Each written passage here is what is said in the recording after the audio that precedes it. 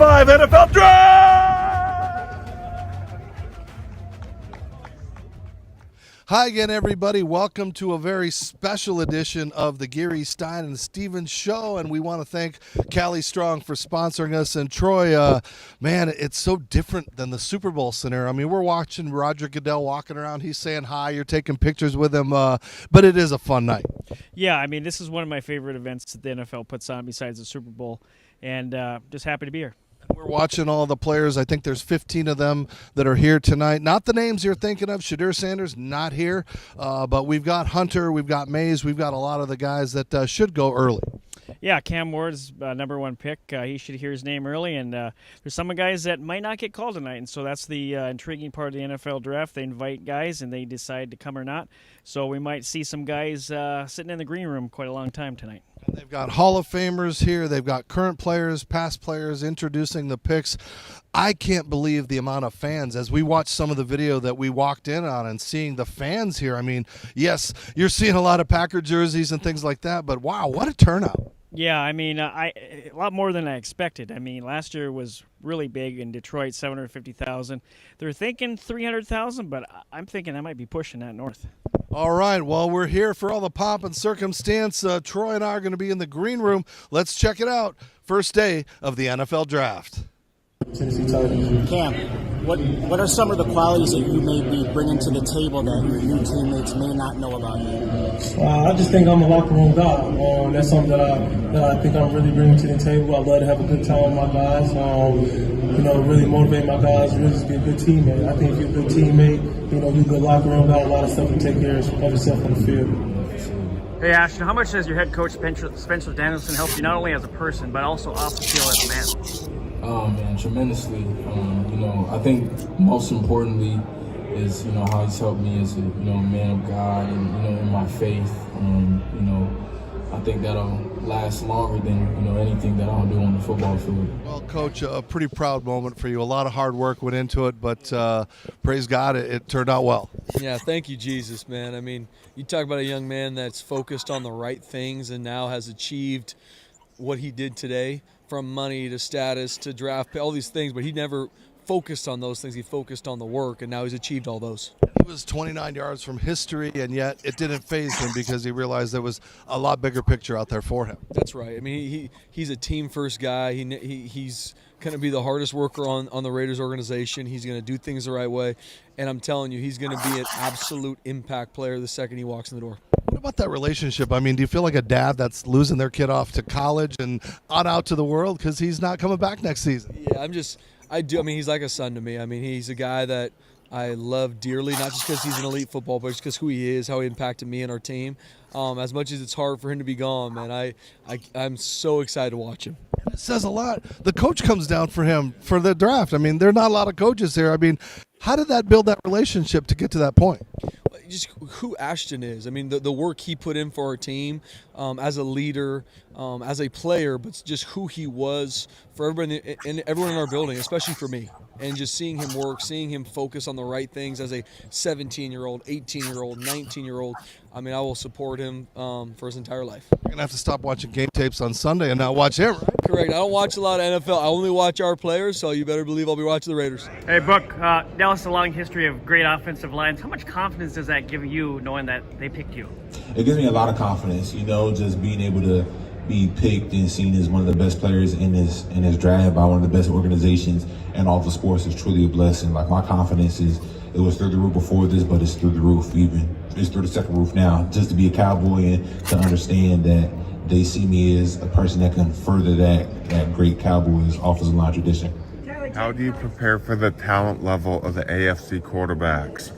I think just being myself, staying true to myself. I think, coming in and like I said, just learning from the guys who've been doing it for so long. I'm young, I don't have all the answers, but, those guys do. So just being able to, be a sponge and watch film and really, dive into the whole process of being a Raven, I'm ready. Help you prepare to get to this point right now?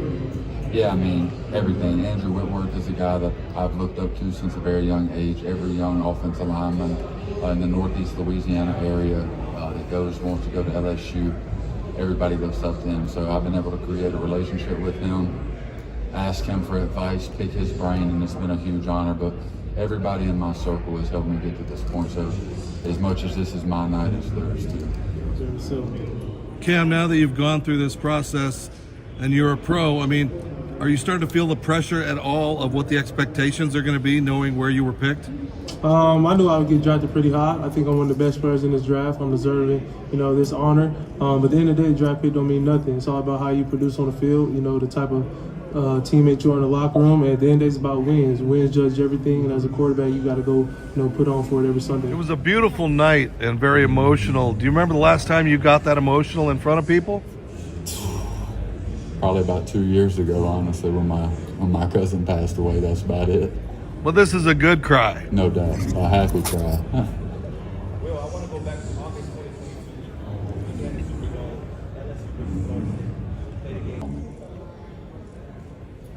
How about going to a franchise that has such a ridiculous history that has been slugging, recently, but hoping to turn it around? Yeah, being able to go to an organization this caliber, I'm super blessed. I played at one of the best universities in America. All the history, so to be able to repeat that, go to another place like that in the NFL, it means everything to me and my family. It's an honor to wear the Patriots logo, to represent that organization, that city. It'll be everything I ever wanted, and I'm gonna give them everything I got. I have it just in case. But when I went up there on the 30 visit, I had some of this stuff. It wasn't bad, but I'm gonna take my Tonys with me. Well, I live in Connecticut. It's freaking cold. Are you prepared to play in that kind of weather? I'm a hunter, so I'm used to the cold. I fell in the water when it's like 8 degrees, so I think I'll be fine. And if not, I'll go buy a jacket. Congratulations, Mason. How much is it going to help you, but also help Myles Garrett being on that defensive line and making each other better? Yeah, I mean, he's a dominant player. He has, dominated the league for quite some time now. But it's going to be an honor playing next to him. Free him up a little bit, and then have some opportunities myself. Playing it with him on the line. So, I mean, there's going to be a lot of tension on him. So hopefully that frees me up and I can make some plays. How much impact has your head coach at Penn State, James Franklin, helped you get here today? Yeah, I'm really thankful for him. Not just Coach Franklin, Coach Dion, all of Penn State wouldn't be here without him. They helped me a ton. I'm really thankful for Penn State. Travis, talk a little bit about your journey to get to this point and your feelings that are going through your mind. My journey is just me just being focused. I realized I only had a couple years to get to this moment, so I put all these years and I focused in, I honed in on my goal. On the ice cream.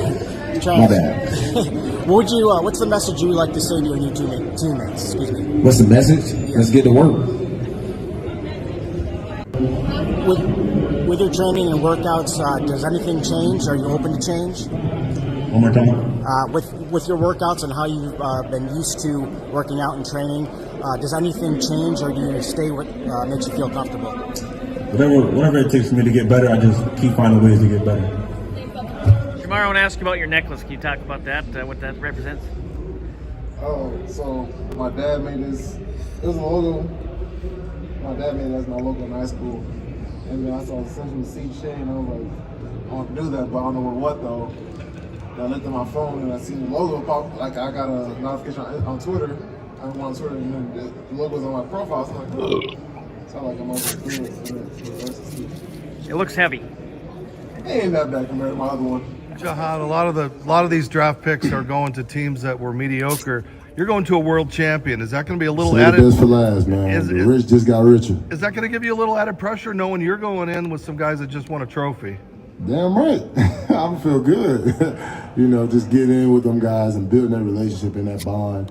And I mean, really, even learning from Jalen Hurts and, what he looks at, being a QB and, how I can take that game and apply it to mine. Over there too. It mean a lot. Damn, that's crazy. I mean, it goes to show you that the Eagles got a lot of Bama boys. I mean, he did a phenomenal job in the Super Bowl, and special shout out to that dog, man. He was at Bama doing his thing too. The Ravens have a great history at the safety position. Ed Reed, Rod Woodson, they go on for a while.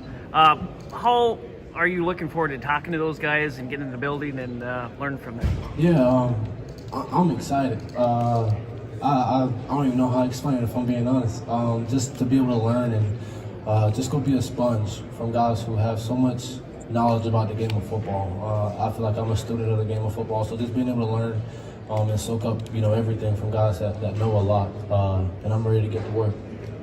Matthew, you told me yesterday some of the guys that you look up to and model your game after. Justin Jefferson, on St. Brown. Now you're in the same division, competing against them 2 games a year. How competing against them is going to help you become a better all-around player? It's definitely going to make me better. I always got the mindset to be the best on the field and be the best in the country. So to come out here and compete, I want to be the best. I always told myself that when I was younger that, whenever I got the opportunity to show the world what I could do, that's what I'm going to do each and every day. Yeah, specifically with Vic Fangio's defense and him liking to get with your skill set, how do you feel like you fit in there? Just being very versatile, just being that dominant force, and him allowing me to do that, coming into this defense of my own and, learning from him, learning from the veteran guys and just applying it to my game and, really just being a dominant force. Hey, Max, congratulations, first of all. Your personality is really infectious, and I'm sure you're going to be quickly a fan favorite in Buffalo. What's your message to Bills Mafia? Man, hey, get ready to get everything out of me now. I'm going to empty the tank game in and game out. I'm going to give it all I got, and I'm going to try my hardest to get the offensive ball back. Max, you thrive in man coverage. How are you going to use that speed to keep up with these wide receivers?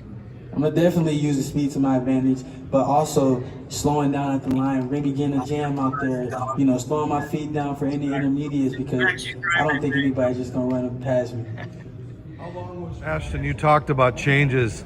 You're not playing on a blue field anymore, so what's that going to be like being on a normal green field, mostly grass? Man, it's going to be weird, man, but, I got to go back to the regular green grass, but I'm excited for it. Man, I'm super excited to come to Charlotte, man. Did you have any inkling they were going to pick you? I see you're wearing purple, so it kind of clashes with that color. Yeah, blue is part of purple, so I'll just go. I'll just go with that one. But did you know? Did you have any idea that they were going to take you? You know what? It was kind of up in the air, but I have faith that I genuinely believe that wherever I ended up, I was meant to be there. So, I'm grateful that it's in Charlotte, and yeah, I'm just blessed, man. We'll get a new jacket. So has the reality sunk in yet? It's this got to be a lifelong dream. Yeah, it is a lifelong dream. I think it hasn't kicked in yet. I'm still riding the waves right now. Just being where my feet are. What's the next thing you want to do? Definitely want to go see the coaches tomorrow, give them a hug. Continue to do that, but now my new community in Dallas, and I'm super excited to do that. Tyler, you talk about coming from Connecticut. There's not a lot of players that have played in high school in Connecticut to make it to the pros, so it's got to be very special. You're now representing Connecticut. No, it's super special. I'm very prideful about where I come from, like just AP being here. That's a close friend of mine. He's from Connecticut as well.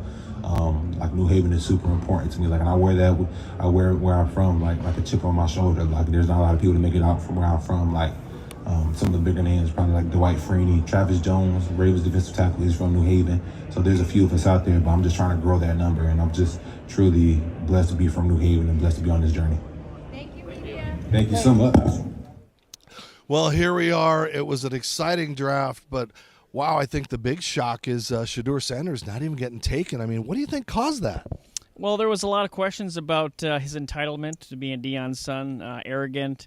He calls it confidence. Some teams did not feel that way that needed quarterbacks, and obviously he'll be available tomorrow. Hopefully he'll get picked up, and that's probably another reason why he didn't come to Green Bay. And the amount of money that they lose not getting in that first round. We're watching millions evaporate, but he'll get endorsement deals. And but some other great moves in the first round of the NFL draft we saw where Hunter went. I think a lot of teams are excited with who they got.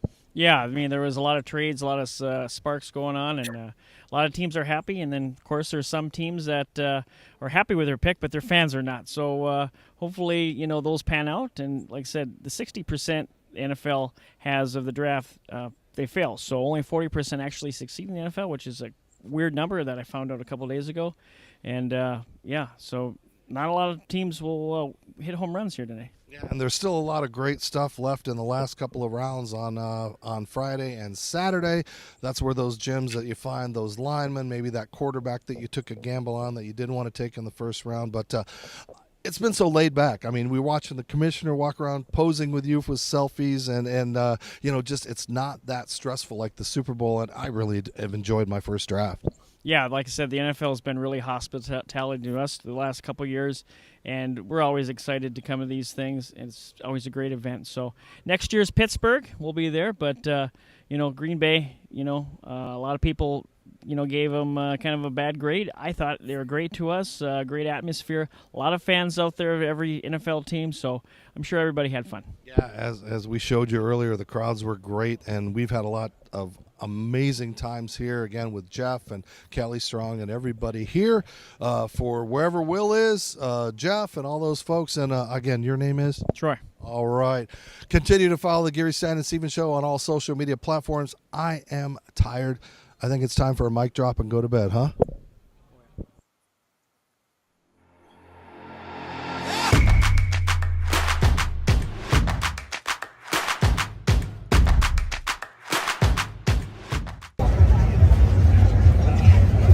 Welcome to the 2025 NFL Draft!